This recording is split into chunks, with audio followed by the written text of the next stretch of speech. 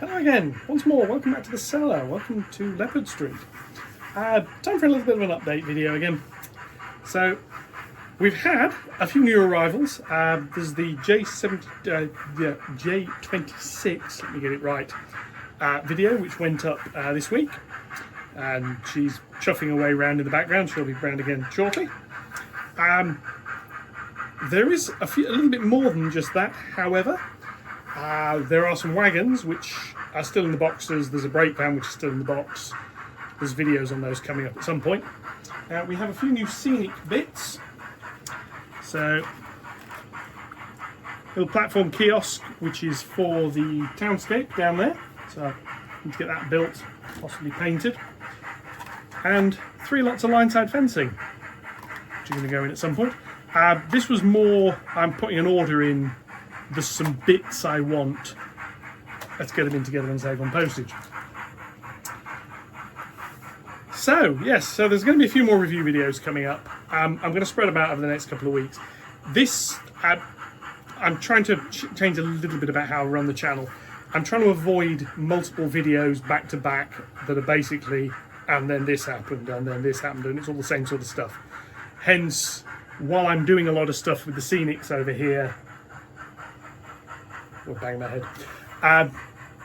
I'm trying not to do video after video after video of me gluing bits of cardboard together. The same way video after video, bits of wiring. It gets a bit tedious. I want to mix it up a bit. So yeah, I don't want to keep showing videos at the same. J26 coming round. Also, yes, I'm now up at 950 subscribers. That's a little bit more than that as of recording this. People are leaving comments, just a couple I think worth noting back to. Bob's One Models. So this is in one of the videos with wires involved. I forget which one. There's been that many with us. Oh yeah, the lighting. When I was doing the lighting on the tunnel that's sitting here behind me, the lights that are working. Why don't I use blue tack? Now, my first thought was, well, I don't want the wires to move. That's why I used hot glue. Then I just had a flash of, oh, Homer Simpson moment. He meant while I was soldering them. And then I had another Homer Simpson moment. And yeah, anyway. And I sort of sat there and I thought, why didn't I think of that? Flash of the blindingly obvious. Yeah. Bob's One Models, thank you very much for teaching an older dog a trick I really should have known about. There's some blue tack now on the shelf. Next time I do some soldering, I'm going to use that.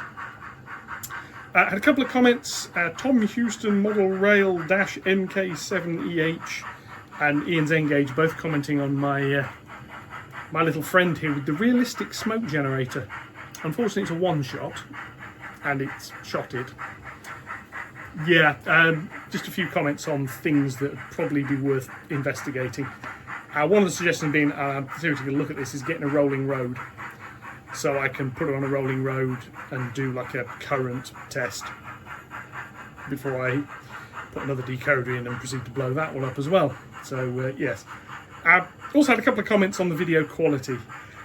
Yeah, perfectly valid. I'm working on this. I need to get better with less handheld camera stuff that's shaking all over the place. Speaking of which, there's a little box down here that you can't see yet. We're going to look at it in a minute, but I'm going to tweak that a little bit and start Flying Scotsman going round as well. So you'll see round in a second. We'll just come back here, you'll see them rumble past. Going slightly quicker. Should be coming into shot very shortly. There we go. Now, I'm in the middle of the layout and I did that, so I'm not using the PC for it. And I'm not using the phone because I'm looking at the phone now. So there's a little bit of progress coming up. I'm trying to avoid, yeah, stop that again because it helps cut some of the noise out. I've had a look at some of the electronics videos and some of the comments I've had from that are, I'm losing people with bits of them. So I'm going to, I don't exactly hold off on them for a bit. I need to think a little bit more about the editing of those and the framing of them and the pacing and the depth. They really need more work on scripting. So yes, I will be doing some bits on that. Also, now, sound decoders. I now have 2 sound-fitted locos. You can hear one of them pondering around, and the G5 is currently parked up. I did originally think about having them both going round, however the thing I've got sitting down here can only talk to the Flying Scotsman at the moment, so yeah, anyway, we'll get on with that one. But yeah, sound decoders. I think a bit of automation is going to be needed to get the most out of them. Very easy to just have them chuffing around, and it's a really lovely sound. I have comments from the domestic authorities upstairs that they can hear it when this sounds its whistle, because J26 is loud. I like this. I can play with it. I sort of commented I think I need to turn her down. I've had a few comments about no, leave them where they are. This is how it should sound. Enjoy it. I think what I'm going to do is leave them until I've got a couple more sound-fitted locos. Then I'm going to try and adjust them so they're all about the same volume level. Don't really care what it is, but about the same sort of level. So pondering potentially, and it'll be in a few weeks' time because the pennies are quite expensive for these things, getting a couple more sound decoders. Now, I need another decoder for this little beastie. The RFID tags, that's something that's coming up as well in the future. But she's got an MX600 in that's dead. I've got a couple of other MX600s. The A2 with the French sounding name has got one, and the Q6 has got one. I'm pondering taking one of them out of those two to put into the J52 here. This train goes past again. And putting a sound decoder with a speaker in one of those two. They've both got the space. We'll see. Normal decoders I'm quite fine with. You just put them in, solder them, program them, and away you go. Sound decoders, it's a whole other world. You can't program the sounds in them yourself unless you use the Hornby HM7000s, which Ian's Engage actually just did a really good little video on trying to get one which he's going to try and put into an Engage locomotive. When good luck, Ian. I think you're going to need it. They're not small, as you've noted. I was contemplating one of those. The problem is those decoders, they don't support Railcom. Now, I don't currently use Railcom, but I am planning on it. So I'm trying to get everything that's got Railcom. So unfortunately, I can't use one of those. But that's coming on. And like I say, a little bit of automation so that train running around here, it's approaching the junction, which is approaching a tunnel, it can whistle. I can turn the sound off as it goes into the tunnel, or fade the sound out. I can fade it back in when it comes around. So basically I don't get noise when they're on the non-scenic section. You only hear the trains when you can see them is the idea. And there's a few other bits and pieces, guards, whistles and things when trains pull away. You can do it by hand, it's quite easy, but if you're doing 2 or 3 trains at once, I think a bit of automation is potentially useful. Even if it's literally have something that talks to a piece of software that itself talks to WeThrottle to drive the train, that just simply knows when you're setting off, guards whistle first. Little things like that. So I'm going to have a think about that one. Now, for the next bit, there'll be a brief pause and we should be back. Okay, now this, some of you, if you've not been following Chris over at Wirewood, you really should. He's really into automation and really knows what he's doing with it. He's got a little train controller that he jokingly calls a knob box. Now, my sense of humour is, I suspect, fairly similar. I had that of about a 12-year-old. So I have here my version of a knob box. And as you can see, it's an ESP32 with a proper antenna. It's got a screen. This is a touch screen. All it actually does when I touch it is put up the coordinates where I've touched it on the screen. It doesn't do anything else at the minute. And it has a knob. I twiddle this knob, and the Flying Scotsman starts, which is going to come rumbling past. I'll put her in position, I will slow down, and then I'll readjust the camera. Here we go, and stop.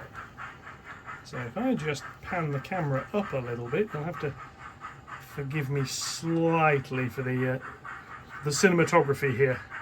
Possibly the sin, literally, amatography, but there we go. So if I scan back a little, so yeah, this is what we've got. Now, this is incredibly crude currently. All this can do, it connects over the house Wi-Fi, connects to WeThrottle, and it talks to this little locomotive. Hard-coded to acquire 4472, which it does. And here's my, my little interloper wandering past. But I can twiddle the knob, and the Scotsman starts, press it, and she stops. Twiddle it the other way, she goes backwards. Twiddle it forwards, she goes forwards. Yeah. At the moment, that's that. Now, this is very much a work in progress. I was thinking, I mean, this basically getting the little knob to work. Excuse me. This was one of the electronics videos. Yes, I think I needed to explain it better. I spent a day basically experimenting with one of these, trying to get it to work. I've tried various software libraries. They all seem to mostly work, or they had some weird restrictions. So, yeah. But as you can see, the actual electronics here is minimal. It's literally a rotary encoder connected to an ESP32 and a screen.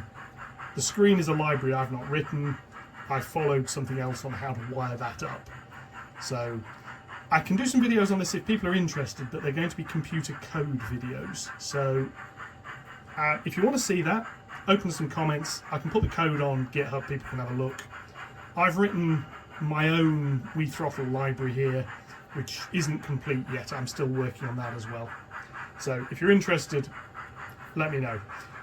The purpose is partially so I can drive trains like this while I'm in the middle of the layout, and partially so that when I'm trying to film trains moving, I don't have to try and go back to my PC all the time, so you've got the handy cams going all over the place.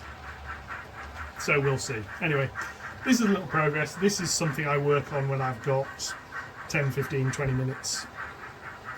Something I can do quite nicely on an evening while I'm watching YouTube videos, because the development for this is all done upstairs rather than down here. So here we go, and Scotsman's, I'll just leave it running. So that's that. Now I am going to pan the camera back up a little bit and lower slightly.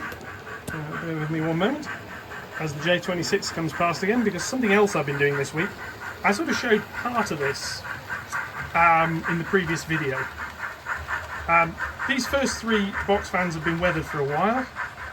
I've now finished the rest of the rake, including the brake van. I think it's video 34 if you're interested in how that was done. The only difference with the brake van is obviously the brake van is brown, not grey. So instead of using the greys, that is Vallejo Cavalry Brown. Just pan that around gently. So that goes through there, which, yeah, works quite nicely. I've got plenty more wagons still to do. Script. See, I am progressing. I'm trying to learn. So, yeah, there's plenty more to do. I'm not going to do another video on weathering wagons like that because I've already done one. I am going to do some on coaches when I get around to doing those. These are all going to get repainted. And I've got some lighter coloured vans and wagons and things in different colours. So I'll probably be doing a few more videos on those as and when I get around to doing them.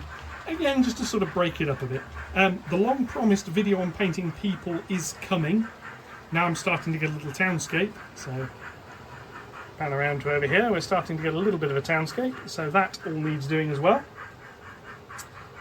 And yeah, we're getting there. Now this little scenic area here, if I just move backwards slightly, this is starting to develop. As I said, that shop's not really where that's eventually going to be, but we now have the tunnel. Again, I'm trying to avoid doing another video that is, oh, now I cut another piece of cardboard. There's more roads to do here. The job I'm hoping to do in the next couple of days of this bank holiday weekend is the extension of the scenic board at the front. A little bit more forward planning would have been a good idea, and the boards would have been built in the correct direction, but they weren't. So anyway, mistakes were made. I'm going to leave it at that. I'm blaming the leopards. I would blame the cats, but the cats are awake when I'm asleep, so I don't really want to blame them because they're vicious. So there we go. So there's more scenic work coming up. That, like I say, that's the immediate future. I want to get this scenic deck done. It's going to mean sticking some pieces onto here, which will be screwed and glued in there. They all need painting. The deck needs fitting on top. That needs painting. Away we go. The reversing loops.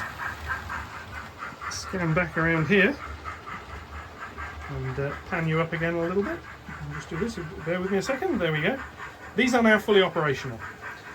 Don't have all block detection in, but they work. As I say, I've shown sort of little bits about how that works. Incidentally, in the corner, that big pile of boxes, the yellow and red, that is the Oxford Rail wagons. So, spoiler alert, they are 7-plank open wagons. There's 9 of them, and a new detail Bachmann brake van. All from the model centre, all bought at the same time as the J26. So they're in their boxes. I'm not looking at them. I want reactions when I open that up to be nice and general. But apart from that, so that's where we are and what we've done. So what's coming up in the near future? Well, the scenic deck extensions I've just mentioned. That is going to go from that end, pointy stick, from over there all the way down here. All of this is going to get cleaned off. Honest, I'm going to carry on fighting the clutter. This is all going to get painted. I've got to work out exactly what I'm doing down at this far end. I sort of know what I want to do. There's going to be a lot of that's going to be walled in as an area, and I want to put like a factory or something in there. It's not rail connected, it's just going to be a factory. It'll probably be one of the Metcalfe factory brewery kits. But we'll see that. But also, you may have heard me make a few comments about the track over here, specifically this board join. That alignment needs sorting. One of the jobs for the not too distant future is that back scene. Then angle you backwards a little bit, level off. That back scene needs to carry on all the way around there, and it needs to have the structure fitted to support the upper deck, because that is effectively that is the next big section here. Is I need to get this upper deck in, but before I can do that, where the Scotsman's now going now isn't perfect. That needs to be nailed on. I've got to do some retrofitting of board alignment jigs over there. So I've got some more of the DCC Concept, more of these DCC Concept alignment dowels. That joint is getting some, and ideally that joint is going to get some as well. And then I can start thinking about what's going on over there. The scenic board section is likely coming first. And then obviously I've got a lot more work on retaining walls, pavements. Once the scenic area is done, I want to get all this retaining wall finished, which is going to occupy me for a little bit of time. Otherwise, probably the next big thing is going to be street lighting, but again, I need to build the streets in place first. There's always sequencing here, and there's a lot of other little jobs that are going to be carrying on at the same time. But otherwise, that's actually about it for now. It's just a fairly short video, but with trains running, trains running is always good. It's partly a reliability thing, it's partly testing the layout, it's partly I just love running trains, which is obviously the whole point behind this. Now I'm going to bring the Scotsman to a halt, again without going near the main control box, which is currently just driving the J26. This little knob box at the moment, it can't handle sounds as yet. In there, press, she stops. So she's nice and reliable. Yes, that's about it for this one. I've got quite a bit to do over the bank holiday weekend. The Tuesday video hopefully will show the work that has been done. Yeah, hopefully. I mean, go past. Incidentally, this is actually this is Leopard Street's home. So if I sort of pan around here, you can see that is the Ender 3 3D printer. That's the PC that controls everything. That's my little workbench, and you can see the state of that. There's a couple more printers over there, and then there's a wall and stairs that go upstairs. Oh, and a gas meter. Yeah, there's not a lot of space around here. And we come around here again into the scenic area. So yeah. Anyway, I'm going to leave it at that. So have a very good bank holiday weekend. As usual, likes, comments, shares, etc. are more than welcome. Especially comments, actually. I really like reading them. even if it is just the odd, look dude, you really do need to learn what to do with a camera. Yeah, I fully agree, I do. Anyway, enjoy your enjoy your bank holiday weekend. I will catch you all in a few days' time. Until then, thank you very much and goodbye.